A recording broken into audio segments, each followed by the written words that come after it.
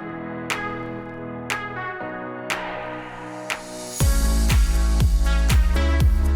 à tous et on est ravis évidemment de vous accueillir à nouveau, j'allais dire, puisque ça fait 2 ans qu'on ne s'est pas vu, ou en tout cas pour beaucoup d'entre vous, sur Supply Chain Event évidemment, puisque l'année dernière c'était une édition digitale. Alors là on démarre un cycle de conférences sur le pilotage des flux physiques. Il y a 4 cycles de conférences, donc c'en est un. Et le fil rouge global de l'événement, je vous le rappelle, c'est dessiner sa trajectoire vers la performance. Et pourquoi on a choisi ce terme un peu générique de performance? Parce que ça peut fonctionner à la fois sur le côté opérationnel et économique d'une supply chain, la performance, mais c'est aussi une performance environnementale, c'est aussi une performance quelquefois sociale, sanitaire. Et là justement, on va parler de ça, on va parler de performance pour la vie. Voilà, la supply chain, elle peut sans doute rapporter gros, mais elle peut aussi sauver des vies.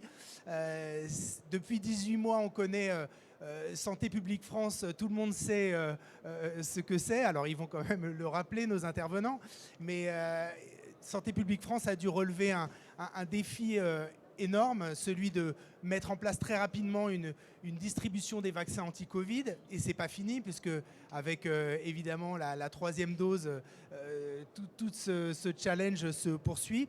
Dans un contexte très contraint, on va revenir sur ce projet hors norme, sur lequel SPF a été accompagné par le cabinet de conseil en supply chain Sitwell. Voilà, donc je vous présente très rapidement nos 3 intervenants. La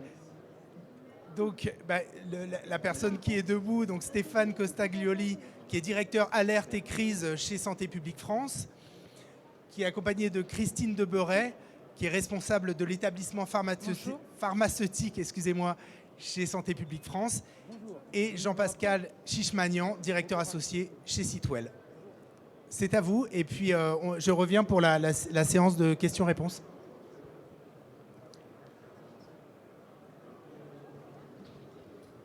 Bonjour à tous.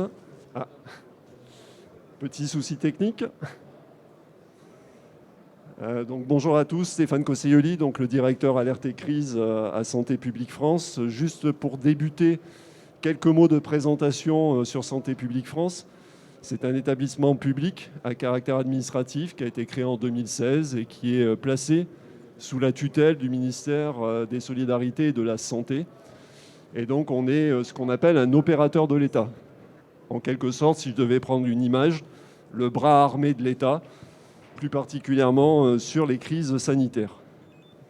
Si vous devez retenir 3 mots pour qualifier nos missions, ce sont anticiper, comprendre et agir.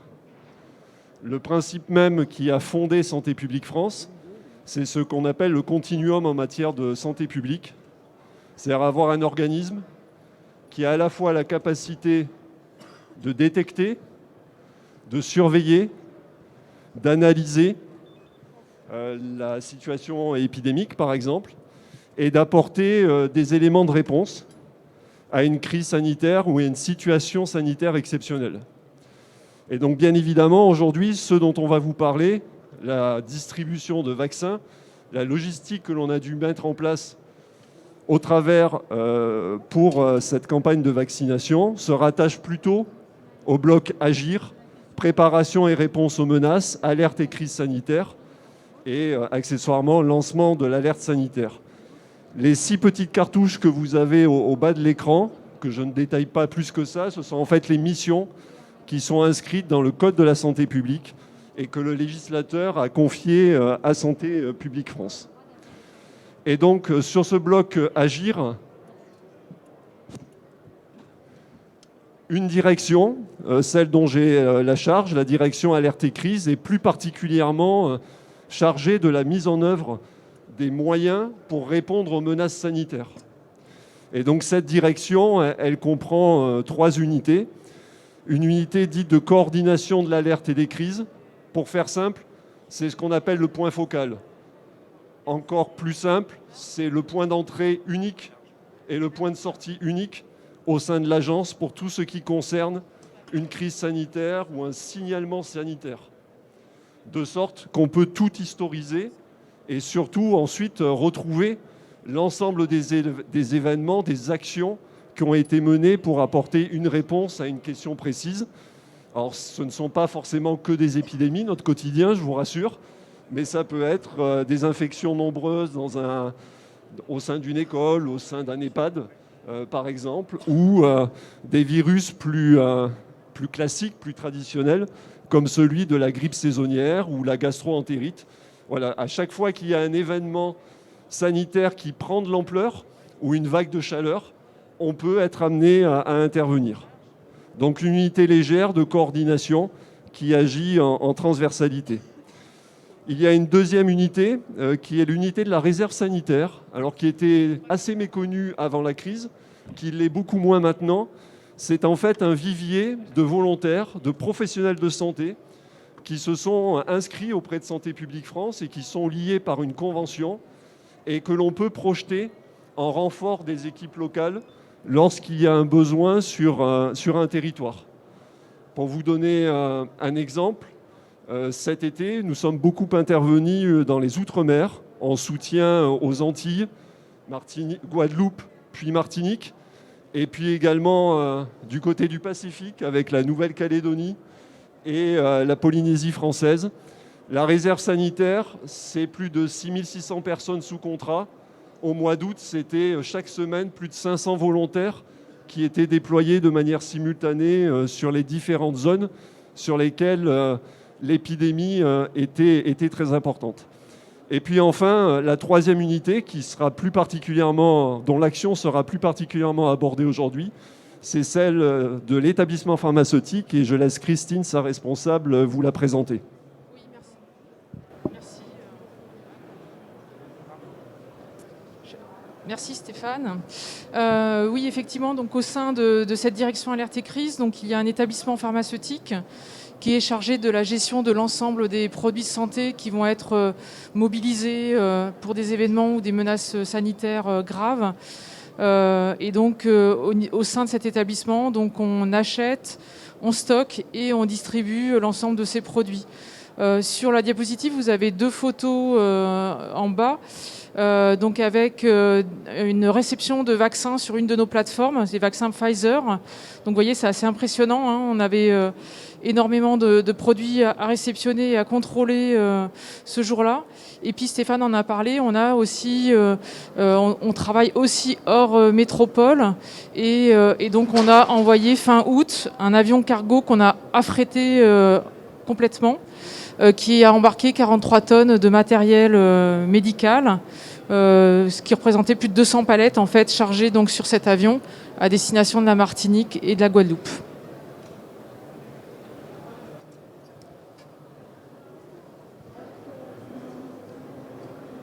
Alors après quelques mots de Santé publique France, je vais présenter quelques mots pour Sitwell. Je vais faire court parce que si vous avez besoin de plus d'informations, on est bien sûr sur le salon au stand F21. Mais Sitwell, si vous ne nous connaissez pas, on est un cabinet de conseil spécialisé dans la supply chain, les opérations, le service client et le change management, bien sûr. On est spécialiste des transformations pour mener les transformations en faisant équipe avec nos clients.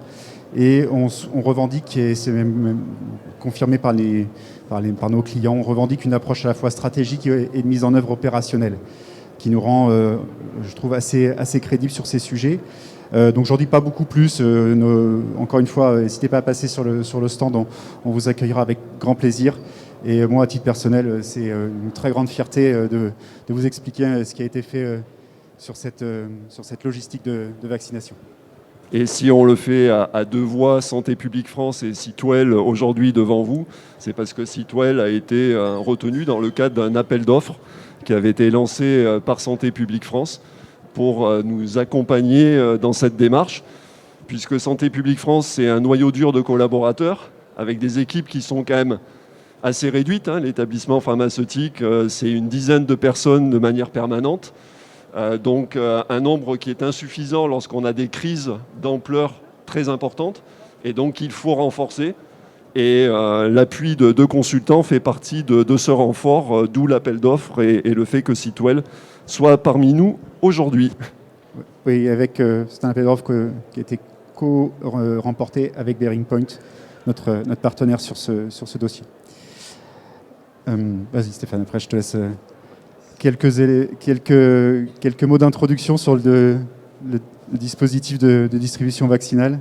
Oui, alors très rapidement pour vous donner une idée en quelques chiffres clés du défi que représentait la distribution vaccinale. Ce qu'on nous a, entre guillemets, demandé de préparer, c'était un peu notre cahier des charges, sachant que il faut toujours avoir à l'esprit que sur cette campagne de vaccination, ce qu'on nous a demandé à tout moment, c'est de l'adaptabilité et de la réactivité.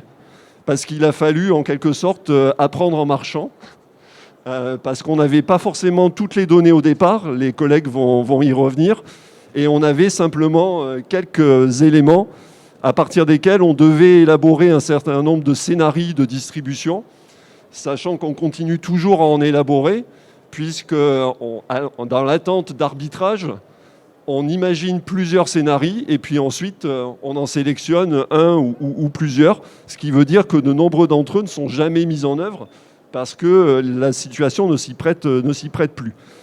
Mais quelques invariants, on savait dès le départ qu'on aurait un nombre de points de livraison très important à prendre en charge, plus de 20 000 points de livraison. Parce que dès le départ, l'objectif était d'avoir une campagne de vaccination qui s'appuie également sur les professionnels de la ville. Et pour qu'on puisse s'appuyer sur les professionnels de la ville, il fallait passer par le réseau des officines, des pharmacies. Et donc ça voulait dire plus de 20 000 points de livraison potentiels sur l'ensemble du territoire. Et c'était aussi un gage pour garantir l'accès au vaccin en tout point du territoire national, en métropole comme en outre-mer. Le deuxième facteur que l'on avait, qui était un facteur de volume, c'est qu'on comptait en plusieurs dizaines de millions de doses à distribuer. Et ça, nous en avions connaissance dès le départ. On vous a mis le chiffre de 130 millions. C'est un chiffre qui, forcément, est appelé à évoluer en fonction des avis scientifiques, des nécessités du moment. Exemple, si on va vers une généralisation de la dose de rappel, ce compteur de nombre de doses à distribuer, il ne va que continuer à progresser. Et tout cela, on nous demandait de le faire dans d'extrêmes conditions de qualité, puisqu'on nous demandait un taux de service attendu supérieur ou égal à 95%. Parce que c'était un enjeu de santé publique, parce que derrière, comme ça a été indiqué en introduction, il ne s'agit ni plus ni moins que de parler de vie humaine, parce que tout ça nécessite également beaucoup de moyens logistiques, financiers, que tout cela a un coût de manière générale pour la société, donc on se devait d'être excellent dans la distribution de ce produit qui est spécifique puisque c'est un médicament. Christine y reviendra. Et pour complexifier un peu les choses, nous n'avions pas une seule référence dont il fallait nous occuper. Il fallait s'occuper de plusieurs références parce que plusieurs vaccins et plusieurs dispositifs médicaux pour pouvoir accompagner cette distribution. Des seringues, des aiguilles, du diluant, du NaCl pour le vaccin Pfizer. Donc on a plus d'une quinzaine de références dont il faut assurer également la distribution de manière concomitante, voire simultanée. Et tout cela parce que, in fine, on a plus de 85 000 professionnels de santé libéraux qui sont concernés par la campagne de vaccination. Donc une forte attente en termes de qualité, des contraintes en termes temporels parce qu'il fallait faire ça dans un pas de temps qui soit compatible avec les objectifs de santé publique et avec des volumétries qui étaient des volumétries très importantes qui nécessitaient des montées en charge très rapides. Oui, et la contrainte logistique, elle était énorme parce qu'elle était liée à des contraintes aussi pharmaceutiques. Donc, dans l'exposé, je ferai peut-être souvent un comparatif avec le vaccin contre la grippe, parce que tout le monde le connaît. Donc c'est un vaccin unidose qui contient le produit dans une seringue prête à l'emploi. Et on n'était vraiment pas du tout sur le même type de produit. En effet, nous avons dû gérer, ça c'était vraiment tout à fait exceptionnel, et les pharmaciens n'ont pas l'habitude de gérer ce type de produit. On a réceptionné, donc par exemple, pour parler du vaccin Pfizer, on a réceptionné en moins 80, on continue de le faire d'ailleurs. Donc ça veut dire qu'il nous faut des dispositifs adaptés pour pouvoir stocker ces produits, et on a acheté des congélateurs pour pouvoir le faire. Moderna, c'est du moins 20, donc c'est pareil, hein, on n'est pas forcément adapté, d'autant plus qu'on a des volumes très très importants. Donc on a fait face déjà donc, à ce premier défi de pouvoir être prêt déjà pour réceptionner les produits. Comme le disait Stéphane, en fait, on apprend aussi, et on avait très peu de données au départ sur toutes ces conditions de stabilité et de stockage. En fait, on avait aussi une contrainte qui était majeure, celle du transport. Lorsque l'on sort le vaccin du congélateur, donc je reste encore sur mon vaccin ARN messager, c'est-à-dire Moderna ou Pfizer, en fait, il va passer en 2-8 pour pouvoir après être mis dans le frigo des effecteurs. Et en fait, on était limité par 12 heures maximum de transport une fois décongelé jusqu'à l'effecteur final. Ça veut dire que dans de ce transport, on doit tenir compte aussi des retransports éventuels. Donc Jean-Pascal vous parlera d'un flux qu'on a mis en place dès le début de la crise et qui était très lié à cette contrainte. Ensuite, comme je vous disais tout à l'heure, on a reçu des flacons multidoses avec un nombre de doses par flacon qui était de 7 donc pour le Pfizer et de 10 par exemple pour le Moderna. Et donc ce qui nécessite derrière, et ces produits ont été livrés donc, sans dispositifs médicaux. Donc imaginez qu'on a dû acheter et distribuer 7 à 10 fois plus de seringues et d'aiguilles que de flacons, puisqu'il fallait associer donc, ces seringues et ces aiguilles donc à l'administration du produit, voire, comme l'a dit aussi Stéphane, voire à la reconstitution du produit, puisqu'il faut diluer le flacon Pfizer avant de l'administrer. Et puis, donc, on avait des conditionnements qui étaient, entre guillemets, pas adaptés et pas non plus habituels dans le cadre donc, des produits pharmaceutiques. On a été livré donc, de vaccins Pfizer sous forme de boîtes qui ressemblent à des boîtes à pizza dans laquelle il y a 195 flacons dans chaque carton. Et on en parlera aussi par la suite. À chaque fois qu'on sort le produit d'un état de température et qu'on le passe dans un autre état de température, c'est-à-dire quand on passe du moins 80 au 2,8, voire au moins 20, on change en fait la péremption du produit et il faut un réétiquetage. Donc c'est pas forcément simple non plus. On a travaillé beaucoup sur... ne serait-ce là, on travaille en ce moment sur des reconditionnements dans des conditionnements plus petits. En fait, on a des difficultés, par exemple, à trouver des étiquettes qui collent sur du moins 80, parce que physiquement, c'est très très difficile à le faire. Et puis, bon, ça, c'est une contrainte qui existe pour d'autres produits de santé. Parfois, il y a des produits qui doivent s'injecter tout de suite. Là, on avait un temps de 6 heures en sortie du frigo. Par contre, la contrainte, c'était qu'effectivement, dans ces flacons, il y a quand même 10 doses, donc ça peut être une difficulté.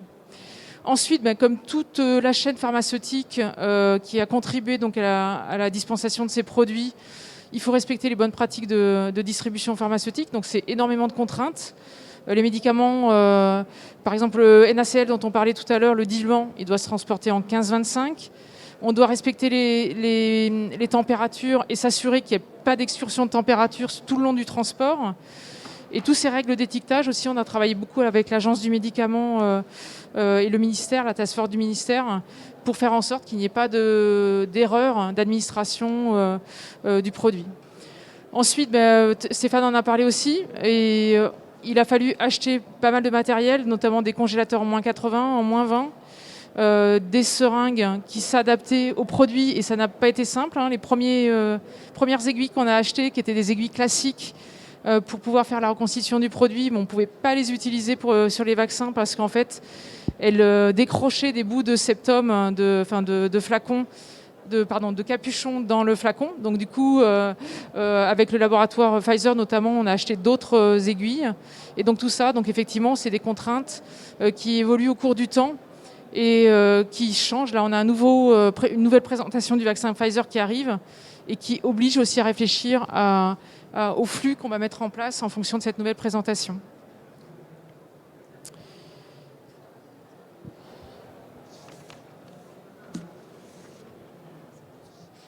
Alors donc pour la contrainte qu'on vous a décrite au début, c'est que en fait, en lien avec le ministère de la Santé, on avait différentes cibles populationnelles, entre guillemets.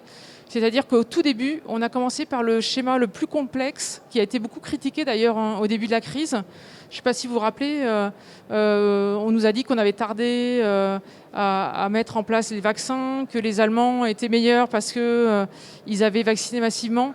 Et en fait, nous, on a choisi d'aller vers les personnes à risque, et notamment les personnes âgées. Donc il a fallu faire des livraisons dans les établissements pour personnes âgées. Ça a été vraiment très très complexe. Donc on a une slide pour ça. On a livré également les Français de l'étranger. Les événements spécifiques locaux, c'est par exemple des clusters où il faut en urgence amener, prévoir aussi des produits pour lutter contre ces clusters. Les établissements scolaires, la médecine du travail, donc pour toucher vraiment des populations spécifiques. Et après, évidemment, la réussite aussi de la vaccination en France, elle s'est faite aussi par la création des centres de vaccination, puisqu'on a pu vacciner aussi massivement. Et donc du coup, ces centres de vaccination, ils ont été créés et on les a équipés aussi, et notamment donc, en congélateur, de la même façon que les établissements de santé, pour leur personnel soignant, ont dû être équipés également. Donc il y a une centaine d'établissements pivots en France qui ont été équipés, qui sont équipés en congélateur en -80. Et puis on essaye de tendre, évidemment, comme pour notre vaccin contre la grippe, dans l'idéal, c'est que ce vaccin puisse être livré directement par le laboratoire dans les officines de ville. Et en attendant, on a une étape de livraison par nous-mêmes.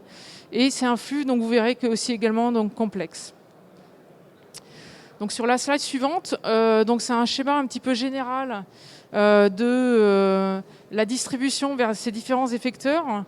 Parce qu'en fait, on a énormément d'interlocuteurs dans cette vaccination et tous sont nos partenaires. Hein. Nous avons des transporteurs en température ambiante, en froid, parce que en fait, le transport en froid, c'est vraiment en froid négatif notamment, donc c'est quelque chose d'assez compliqué.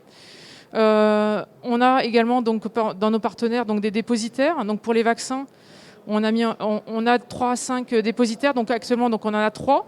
Mais au moment du flux vers les personnes âgées, donc on a dû faire appel à 5 dépositaires parce qu'en fait, on avait des contraintes de temps et donc des contraintes géographiques. Et puis, donc, pour livrer le matériel aussi, donc, on a fait appel à d'autres plateformes parce qu'au tout début, on a essayé de lier le vaccin avec les dispositifs médicaux, mais c'est vraiment une charge de travail très importante. Donc, on a dissocié en fait, les livraisons de vaccins avec les livraisons de matériel.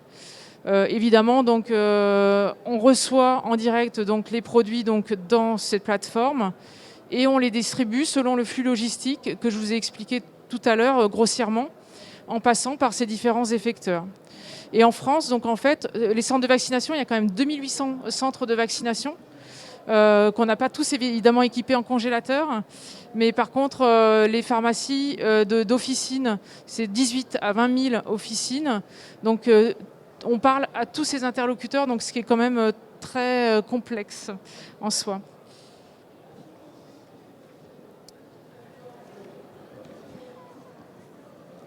Bon, vous avez vu, Christine vient de vous présenter un peu le schéma logistique de la chaîne du médicament. Et je vous parle en quelques secondes des grandes transformations qui ont été nécessaires sur l'ensemble de ces acteurs.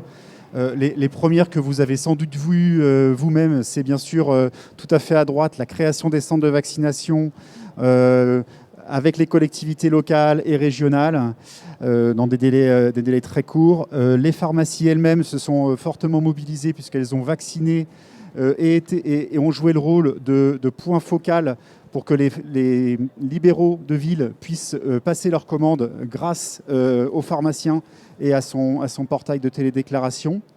Et quand on remonte la chaîne logistique, les centres de vaccination étaient livrés par les pharmacies à usage intérieur des plus grands centres hospitaliers de France, donc une centaine, comme le disait Christine. Ces pharmacies à usage intérieur, il faut que vous sachiez qu'elles sont devenues de fait des vraies plateformes de découplage logistique et qu'elles avaient, faites un peu le ratio, un grand nombre de clients qu'elles devaient livrer en vaccins Pfizer et en dispositifs médicaux. Donc elles ont changé leur rôle d'un rôle vraiment très pharmaceutique, localisé sur un hôpital, vers un rôle de quasiment mini-plateforme logistique à destination des centres de vaccination. En miroir de ça, les grossistes répartiteurs, qui sont plutôt le moyen logistique qui livre les pharmacies, eux aussi, se sont équipés de congélateurs moins 80, ont fait du déconditionnement de flacons dans les différentes boîtes, ce qu'ils font jamais ou très très rarement dans le circuit classique du médicament.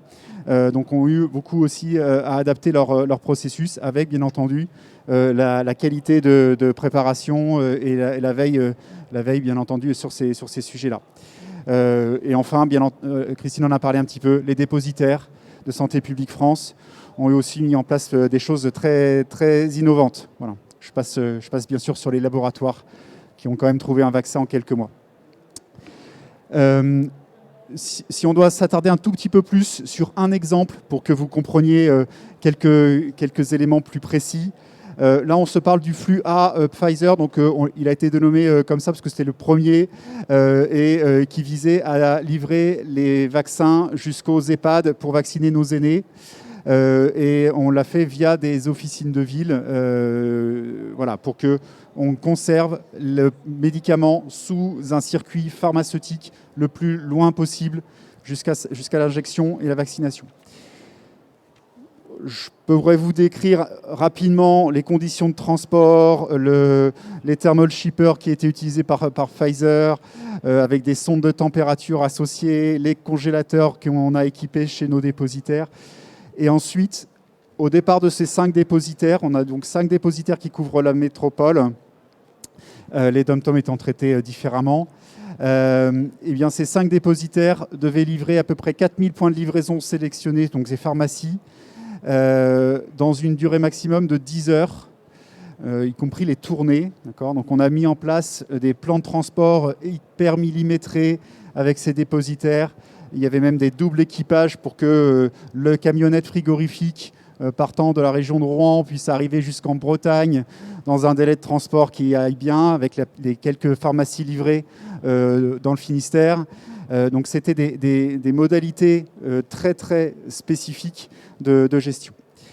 Pour que vous compreniez, on a mis en place en quelque sorte une base de données de nos clients, des points de livraison, un système de commande qui a été mis en place par le ministère de la Santé et sa direction du numérique, et des outils d'analyse de ces commandes et du contingentement. Ce qu'il faut bien avoir en tête, c'est que là, on se trouve dans un système hyper contraint en termes de disponibilité de vaccins par rapport aux demandes qui nous remontent des officines et des EHPAD. On ne pouvait pas livrer l'ensemble des besoins demandés par les commandes. Donc on a eu un gros travail d'analyse de commandes, de contingentement avec les agences régionales de santé. Et ça a été mené par les équipes de Santé publique France et mes propres équipes en support. Voilà. Et enfin, bien entendu, on donnait les ordres de livraison aux dépositaires, aux opérateurs logistiques pour pouvoir servir ces vaccins et ces dispositifs médicaux au bon endroit. Donc beaucoup de synchronisation, beaucoup d'efforts. Et très honnêtement, quand on m'a présenté les grands principes de ce flux-A, je n'étais même pas sûr que c'était réalisable, tant la complexité opérationnelle était importante dans le délai très court. Et grosso modo, le délai très court, c'est information le 15 décembre, opération le 15 janvier, avec même des modes pilotes sur la première partie de janvier. Et Christine vous l'a un peu évoqué, des informations du laboratoire lui-même qui arrivaient même un peu au compte-gouttes au fur et à mesure. Donc beaucoup de choses à mettre en place. Stéphane, tu disais, on a appris en marchant, on a appris en courant en fait sur le flux A. Voilà. Oui, on peut passer Oui, donc simplement pour rappeler, en fait, il faut avoir aussi en tête qu'il y avait une tension aussi sur le marché mondial, en fait, parce que tout le monde voulait des vaccins. On était livré un peu au compte-gouttes au départ, donc aussi on avait cette difficulté de mise en place, et aussi donc la tension aussi sur le matériel, tout le monde voulait des congélateurs, tout le monde voulait des seringues, des aiguilles. Donc du coup, c'est vrai que ça a été assez compliqué. Donc on a acheté ces produits, donc on a constitué donc le stock, et aussi donc on a sécurisé. Parce qu'au tout début, c'était de l'or, qu'on achetait de l'or. Et les premières expéditions ont été réalisées sous escorte. Et on a renforcé aussi, d'un point de vue sécuritaire, aussi nos plateformes. Jean-Pascal en a parlé, on est parti en créant des systèmes d'information. On a beaucoup travaillé avec Excel, ça peut paraître fou, mais on a fait énormément de choses un peu contraintes. On a également eu beaucoup d'interfaces avec les dépositaires, avec les transporteurs. Et ça, c'est des échanges quotidiens, y compris le week-end. On a travaillé comme des fous et on travaille encore comme des fous là-dessus. Et puis, évidemment, on est observé aussi financièrement. Donc, on a une réconciliation financière à faire. Donc, et ça, c'est une partie aussi administrative qui est peut-être pas visible, mais qui est extrêmement importante. Et puis évidemment, donc, on se doit, en tant que responsable de l'unité, que le vaccin et les produits qui arrivent chez les patients, au niveau des patients, donc conservent la qualité de bout en bout. On a d'autres défis à relever, puisque donc, on a parlé donc, de la dose de rappel. Donc ça fait partie des prochains flux qu'on est en train de mettre en place. On a des nouvelles présentations donc, de vaccins qui arrivent, notamment le vaccin pédiatrique, des formes prêtes à l'emploi. Donc on doit adapter aussi notre logistique à ces nouvelles présentations. On a des nouveaux vaccins qu'on arrive, puisqu'on a passé des commandes aussi dès le départ pour ça. Et puis donc vous savez que peut-être que la vaccination pédiatrique pour les 5-11 ans arrive donc en décembre. Donc on travaille actuellement sur ce flux logistique.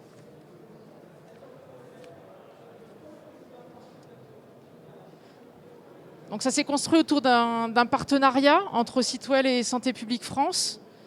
Donc pour ma part, en fait, l'aide de Sitwell, effectivement, donc on parlait le même langage. C'était un acteur qui connaît très bien le monde de la santé. Pour nous, c'était très important, et connaît bien aussi la logistique pharmaceutique. On a fait beaucoup de brainstorming ensemble. On continue d'ailleurs. C'est beaucoup de temps passé à réfléchir à tous ces flux. Et puis ils ont un peu cadré, et d'un point de vue méthodologique aussi, tout ce flux de brainstorming, de façon à proposer les bons scénarios au gouvernement. Ouais, merci Christine. Le dernier point, c'est aussi, forcément que Santé publique France, avec son expertise pharmaceutique et épidémiologique, est très reconnue, il n'y a pas de sujet. Mais moi, j'ai aussi trouvé des gens avec une vraie expérience terrain, des opérations logistiques et transport, une capacité à agir en mode crise qui était exceptionnelle et rare, et longue en plus, parce que la crise dure. Donc voilà, j'ai beaucoup d'admiration pour les équipes de Santé publique France, et très heureux encore une fois d'avoir pu apporter ma pierre à l'édifice. Comme vous pouvez le constater, on a essayé de constituer une véritable équipe à partir d'expériences et d'origines différentes. L'idée qui sous-tendait cette organisation, c'était de se dire que les défis auxquels on devait faire face étaient tellement importants qu'on devait essayer de faire ça dans l'ambiance qui était la plus sereine, la plus bienveillante, la plus coopérative possible, parce que dans ces moments-là, l'ambiance de travail compte tout autant que les process ou les procédures que l'on peut mettre en place. C'est ce qui permet d'être résilient et de passer de très très longues semaines et mois sous tension au bénéfice de l'intérêt général. Et maintenant, nous sommes bien évidemment à votre disposition pour répondre à vos questions. Oui, c'est bon. On a quelques minutes pour des questions. Alors, préparez-les déjà. Moi, j'en ai déjà une sur... Vous disiez, il y a une mise en relation aussi là, avec les 20 000 officines, la remontée de la demande, etc. Est-ce que vous étiez dimensionné pour ça et comment vous avez réussi en termes à la fois d'effectifs et de process à aller aussi vite? Est-ce qu'il y a dans ces cas-là, il y a une méthode que vous avez adoptée pour ça? Alors non, on n'était pas dimensionné ça marche. On n'était pas dimensionné très clairement parce qu'en fait, le circuit, par exemple le FLUA, il faut apparier l'EHPAD avec l'officine et l'officine avec les dépositaires. Donc en fait, tout ça s'est mis en place. En fait, le ministère de la Santé a détourné un de ses logiciels pour créer un portail de commande. Et là, on est en train de créer nous-mêmes notre portail de commande pour prendre le relais en janvier 2022. Donc non, on n'était pas du tout dimensionné. On était en pleine acquisition d'un nouvel ERP. Et non, et puis on a pris de nouveaux... on a eu de nouvelles difficultés qu'on n'avait même pas eues avant dans des crises précédentes. Donc en termes de système d'information aussi, vous avez expérimenté de nouvelles méthodes un peu agiles pour vous en sortir? Oui, complètement. L'autre point, c'est que pour que vous compreniez, il y a eu un centre d'appel, un service client créé de toutes pièces, dans un délai très très court, etc. Les supports et les personnels de Santé publique France faisaient des points aussi téléphoniques avec les agences régionales de santé. Donc on avait en quelque sorte chacun à notre niveau. SPF avec les agences régionales de santé, le support de service client directement avec les pharmaciens pour les accompagner, pour passer leurs commandes, pour répondre à leurs questions, etc. Il y a des outils qui ont été créés aussi pour connaître les stocks dans les pharmacies, dans les PUI. Nous, on a été reliés avec nos prestataires pour connaître également leurs stocks finement, les stocks instantanément. Et que vous allez pouvoir continuer à utiliser par la suite. Alors, pour d'autres... Oui, ça fait partie effectivement. On est sur un salon où il y a beaucoup de systèmes d'information. Donc on a des équipes qui sont ici pour construire notre nouveau système d'information avec effectivement l'acquisition d'un ERP dans les prochaines années. Ok. Et pour tout cela, il faut des RH. Et pour vous donner une idée sur les RH, par rapport à la taille, on va dire, normale du service, ça a été un facteur multipliant 3-4. Et donc rapidement aussi devoir trouver de nouvelles compétences et de nouvelles personnes pour intégrer l'équipe, mais c'est un défi qui a été relevé.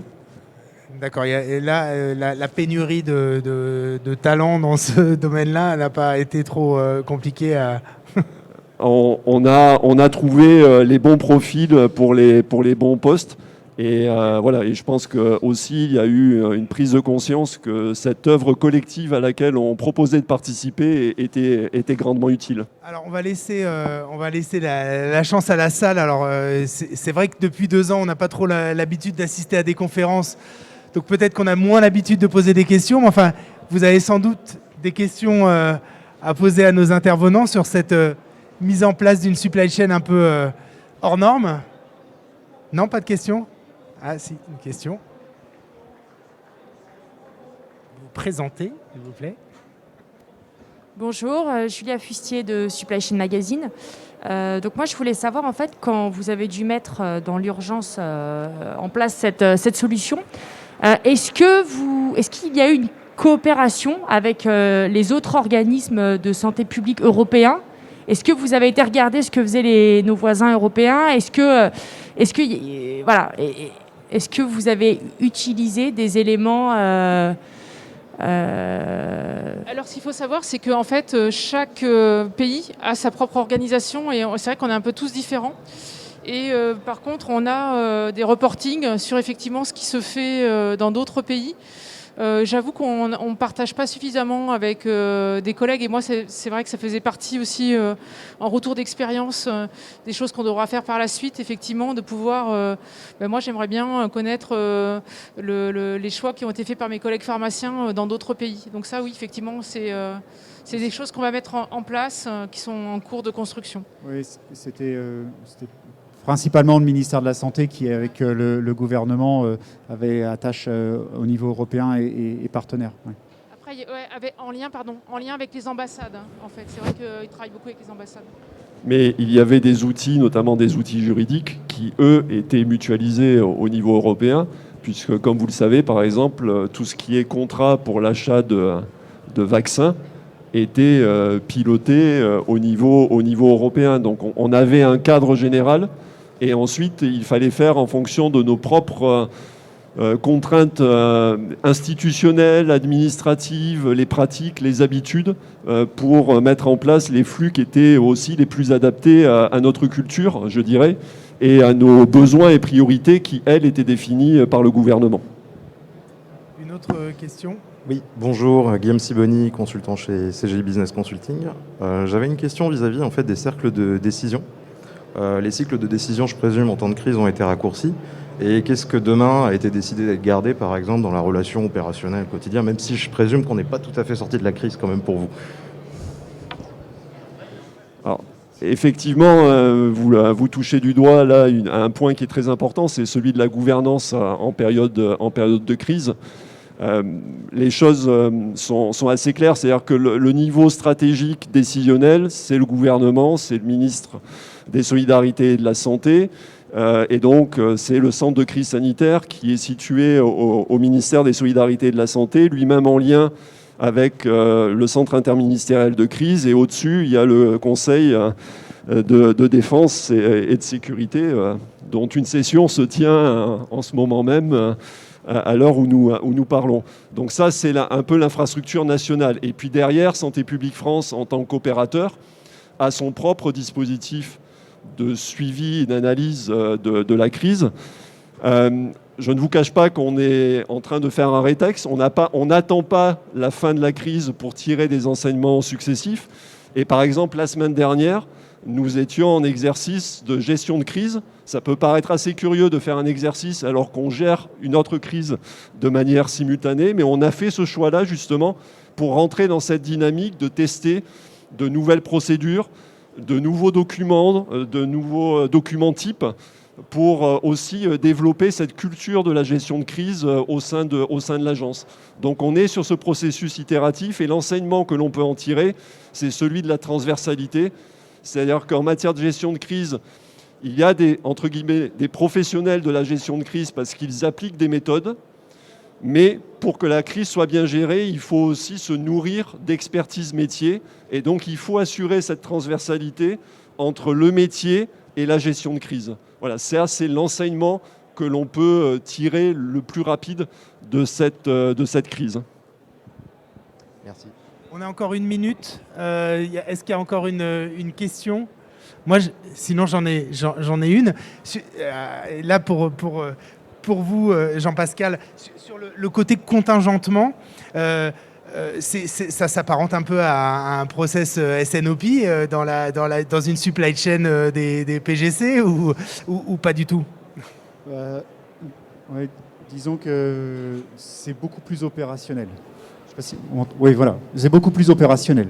Le process SNOP, vous avez une capacité à vous projeter sur le moyen-long terme. Et là, en quelque sorte, le moyen-long terme, c'est la semaine ou le mois.